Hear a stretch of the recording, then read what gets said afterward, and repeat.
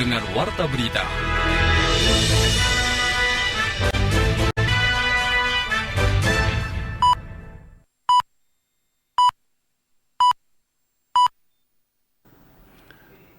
Pukul 8 waktu Indonesia Barat.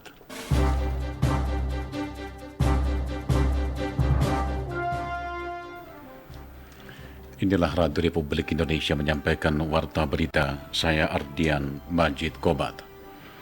Saudara, mantan Kepala Badan Pertanahan Nasional Kabupaten Simalungun, Asli Daci, dituntut 6 bulan penjara oleh Jaksa Penuntut Umum dalam persidangan kasus dugaan korupsi penerbitan sertifikasi aset pemerintah Kabupaten Simalungun. Laporan selengkapnya disampaikan reporter Rahmi Siregar. Dalam persidangan kasus dugaan korupsi penerbitan sertifikasi aset pemerintah Kabupaten Simalungun untuk 1.410 bidang tanah senilai 2 miliar rupiah APBD Simalungun 2014 yang berlangsung di Pengadilan Tipikor Medan, Jaksa Penuntut Umum meminta Majelis Hakim menghukum terdakwa mantan Kepala Badan Pertanahan Nasional Kabupaten Simalungun Asli Daci selama 6 tahun penjara. Usai sidang, Jaksa Penuntut Umum Parada Situmorang kepada wartawan mengatakan, selain menuntut agar dihukum 6 tahun penjara, pihaknya juga mewajibkan terdakwa membayar denda 200 juta rupiah, subsidiar 6 bulan kurungan, serta membayar uang pengganti senilai 900 juta rupiah lebih, subsidiar 3 tahun kurungan. Menurut Parada, sesuai laporan hasil pemeriksaan BPK RI dalam kasus itu, negara mengalami kerugian sebesar 1,9 miliar rupiah lebih dari total anggaran 2 miliar rupiah yang diperuntukkan dalam penerbitan sertifikasi aset pemerintah Kabupaten Simalungun untuk 1.410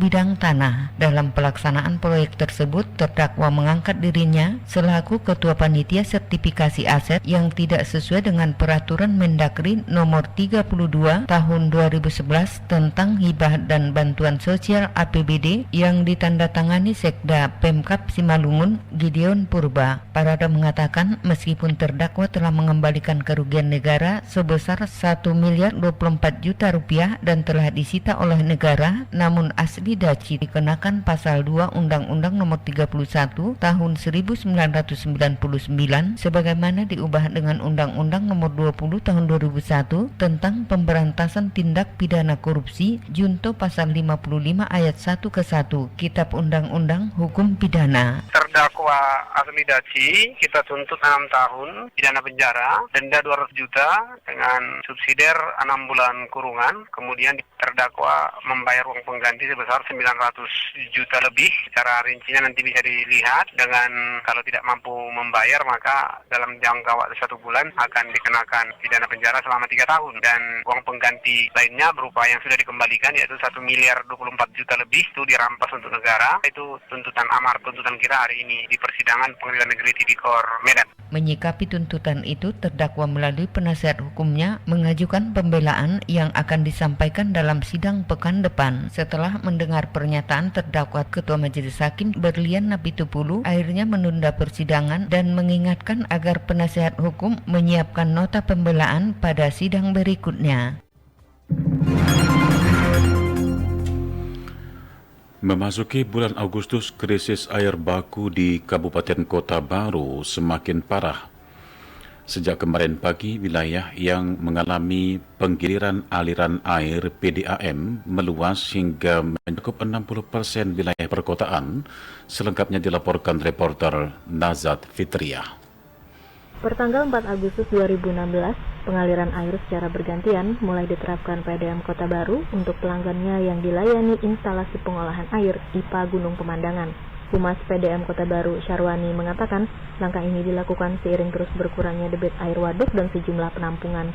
Saat ini, 400-an pelanggan PDAM Kota Baru yang disuplai IPA Gunung Pemandangan hanya bisa menikmati aliran air selama beberapa jam dalam sehari. Tetap mengalir 24 jam, tetapi dibagi tiga wilayah. Jadi ada yang contoh kalau kita ambil Singa Mangaraja ini dia dapatkan 6 jam, 1 kali 6 jam. Nah, terus kalau Jenderal Sudirman itu 8 jam, terus Hasanuddin itu dia kena 10 jam.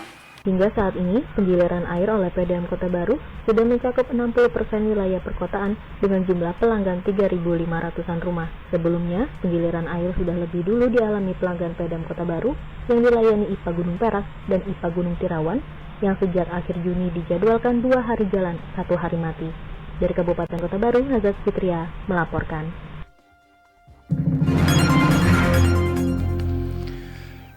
Sekian warta berita produksi Radio Republik Indonesia.